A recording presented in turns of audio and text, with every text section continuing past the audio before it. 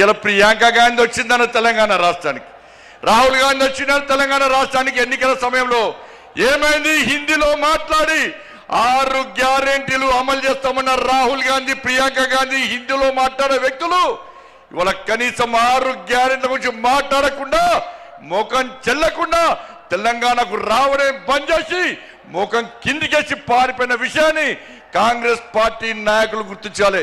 అందుకే మా కార్యకర్తల పట్ల జోష్ ఉందన్న.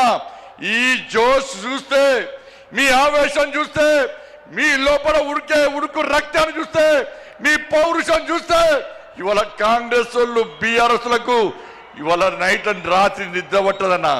బెంగాల్లో గెలిస్తామన్న, బెంగాల్ వట్టి గెలవలేదన్న, బెంగాల్ వట్టి గెలవలేదన్న. ఇలా బెంగాల్ కార్యకర్తలు కానీ, కేరళ కార్యకర్తలు కానీ, సరే కేరళలో ఓడిపోవచ్చు, అతి త్వరలో కేరళలో అధికారంలోకి వస్తామన్నా. ఇవాళ బెంగాల్లో అనేక మంది కార్యకర్తలు బలిదానం అయిపోయారక్క, అనేక మంది కార్యకర్తలు బలిదానం అయిపోయారన్నా. మహిళా మోర్చా కార్యకర్తలు రేపు చేసి చంపిరన్నా, కార్యకర్తలను కట్టేసి వాళ్ళ తల్లిదండ్రులను చంపిరన్నా, తల్లిదండ్రులను కట్టేసి కార్యకర్తలను ఇంట్లో వేసి దగ్ధం చేసిరన్నా. 300 మందికి పైగా ఇవాళ బెంగాల్లో కార్యకర్తలు బలిదానం చేస్తే ఇలా కార్యకర్తల బలిదానాన్ని నా నరేంద్ర మోడీ, నా అమిత్ షా వృధా ఓనేలేదన్నా. ఎట్టి పరిస్థితుల్లో కసితోని, సంకల్పంతోని ఇలా బెంగాల్లో ఎట్టి పరిస్థితుల్లో అధికారం రావాలని చెప్పి కార్యకర్తలు కష్టపడి